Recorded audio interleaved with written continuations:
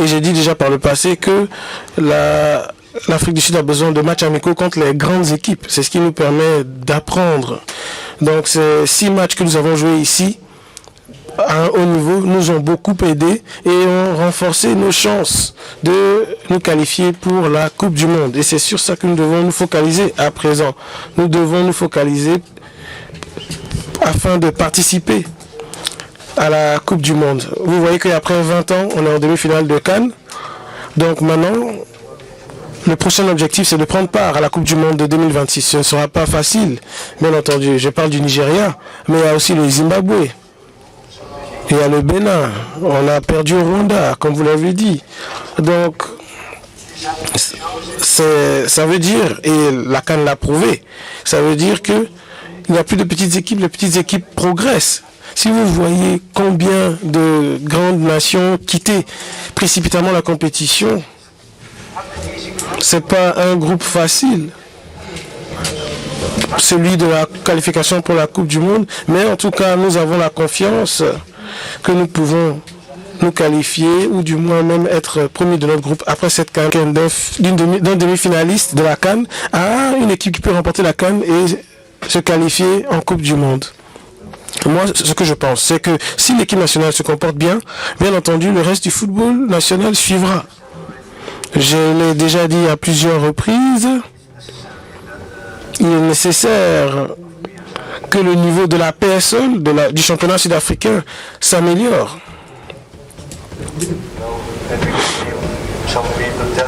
Il y a des personnes qui disent, oui, coach, avec les joueurs locaux, vous pouvez atteindre la demi-finale d'une CAN. Ben, c'est vrai, mais il faut aussi voir le niveau que nous avons atteint. Et ce n'est pas le niveau de la PSL. C'est normal, mais si on revient à ce niveau de la PSL,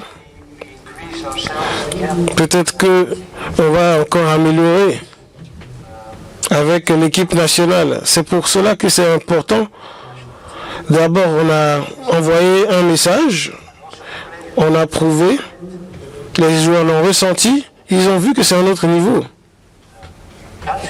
Et les pays qui ont des joueurs qui évoluent en Europe, pour eux c'est plus facile parce que ces joueurs ont l'habitude de jouer toutes les semaines, tous les 3 jours à ce niveau. Donc on va espérer que dans un futur proche en Afrique du Sud, ils soient convaincus de cela. Et peut-être qu'il faut en discuter, peut-être qu'il faut planifier cela, mais en tout cas, il faut voir dans quelle mesure améliorer le niveau du championnat national. Je pense qu'avec ce que nous avons fait, l'Afrique du Sud peut redevenir un grand nom du football. Oui, c'est vrai que nous sommes peut-être l'équipe qui a le plus de joueurs locaux dans son effectif. Ça a pris du temps. Ça a pris du temps pour convaincre les joueurs que tout d'abord qu'ils avaient également les qualités requises pour faire de belles performances dans des tournois de ce niveau. Et quand vous faites cela, cet effort de les convaincre, il faut aussi des résultats. Sinon, sans résultat, dur de croire ce que le coach dit.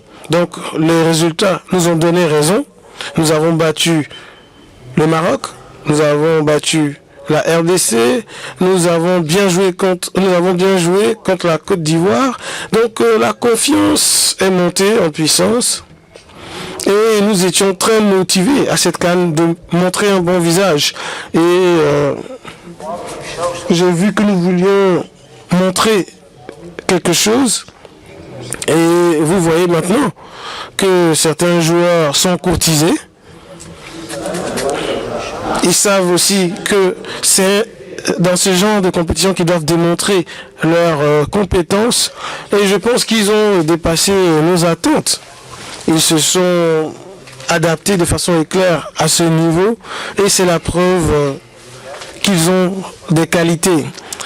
Mais bien entendu, il serait mieux qu'ils jouent chaque semaine des rencontres de cette nature, de ce niveau. Ça les améliorera. Et cela va sans dire. Quand vous jouez contre de grandes équipes, vous améliorez. Donc je suis très heureux que nous ayons fait une CAN de cette nature et que nous ayons pu démontrer que l'Afrique du Sud regorge de bons joueurs et il y a des joueurs qui sont courtisés maintenant par des clubs européens.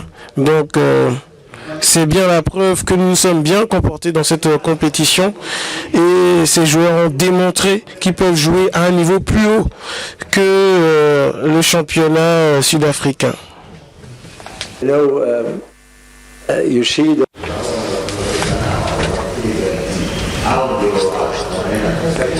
Vous voyez les pays de l'Ouest tels que le Sénégal, le Cameroun, ils ont de bonnes équipes nationales parce que la plupart de leurs joueurs évoluent en Europe.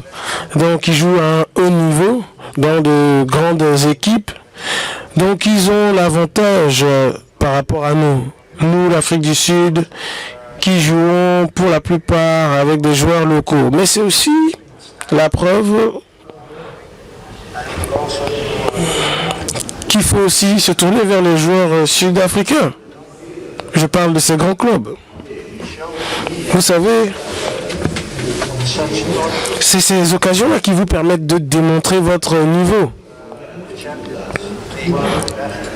J'ai vu quelques matchs de la Ligue des champions africaine. On ne peut pas comparer cette compétition avec la Ligue des champions européenne. Donc il y a encore une grande marge de progression. Bien entendu, beaucoup de travail à abattre. Et peut-être que c'est de cela que l'Afrique a besoin pour qu'elle soit convaincue du fait que s'ils veulent jouer un rôle majeur dans une compétition telle que la Coupe du Monde, je pense que le Maroc l'a montré. Le Maroc l'a compris. Ils ont compris que la manière dont ils jouaient par le passé n'était pas l'approche idoine pour être une grande nation de football. Donc ils ont montré à tout le monde en Afrique que c'est possible. Vous savez, parfois les gens disent les pays africains ne pourront jamais remporter la Coupe du Monde. Pourquoi pas? Je leur réponds. Pourquoi pas? Je ne sais pas pourquoi pas. Qui peut me dire pourquoi pas?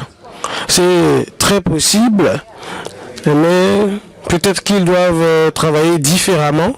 C'est aussi une question de ressources financières, meilleure formation pour les joueurs en tant que joueurs professionnels, mais également les compétences. Il y a beaucoup de travail à faire qui nécessite de l'argent et c'est une chose qui fait défaut à beaucoup d'équipes africaines ou beaucoup de pays africains. Et pour cette raison, encore une fois, le niveau du football africain dont je parle des clubs quand je parle du niveau du football africain, ça doit progresser, ça doit s'améliorer dans beaucoup de pays d'Afrique.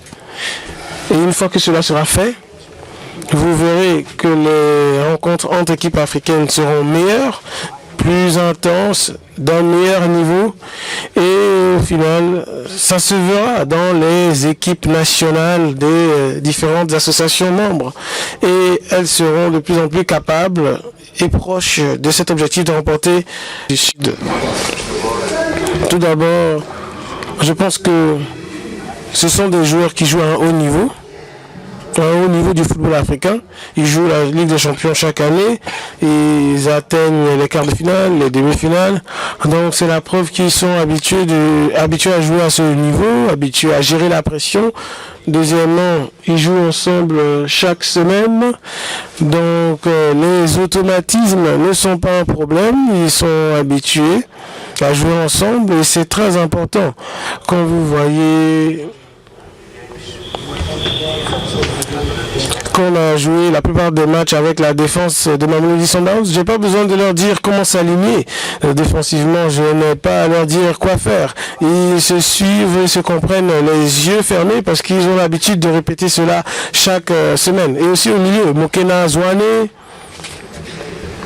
que puis-je dire? La base de l'équipe, c'est Mamelodi Sundowns. Je n'ai pas besoin de travailler là-dessus.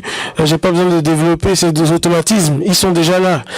Donc c'était un avantage pour nous dans la préparation à cette CAN. De l'autre côté aussi, Je ne suis pas aussi partisan d'avoir autant de joueurs du même club. J'ai toujours dit qu'il faut essayer d'avoir un bon mélange de joueurs de plusieurs clubs. C'est une équipe nationale. Mais bon, vous devez aussi sélectionner les meilleurs joueurs, les plus forts. Et c'est ce que j'ai fait en l'état actuel des choses au poste où il y a les joueurs de Mamelodi Sundowns. Donc, où on a des joueurs de Mamelodi Sundowns, c'est parce que ce sont les meilleurs à ce poste. Peut-être que ça changera à l'avenir, c'est possible. Mais encore une fois, pour répondre à votre question, c'était un avantage, il faut le reconnaître, d'avoir ces joueurs dans notre équipe, parce que il y a déjà les automatismes qui sont là, et ils ont l'habitude de jouer ensemble, donc c'était un avantage. Les éliminatoires également de la CAN. Si j'ai bien compris votre question, vous parliez de joueurs qui vont peut-être rejoindre l'effectif à l'avenir. Oui, c'est vrai qu'il y a quelques joueurs qui sont au terme de leur carrière internationale, mais je n'ai pas envie de parler de cela à ce stade. C'est quelque chose qu'on abordera dans le futur. Et certainement, il faut se tourner vers l'avenir. Et certainement, si on se qualifie pour la Coupe du Monde, il y a certainement des joueurs qui seront peut-être trop vieux pour disputer ce tournoi. Mais c'est quoi trop vieux? 34, 35, 36? En tant qu'être humain, vous n'êtes pas vieux à ces âges-là. Mais en tant que joueur, c'est une autre histoire. Surtout dans un tournoi où vous devez évoluer tous les 3 jours. Donc c'est difficile. Il faut faire face à cette difficulté. Nous devons regarder cela et nous devons être préparés.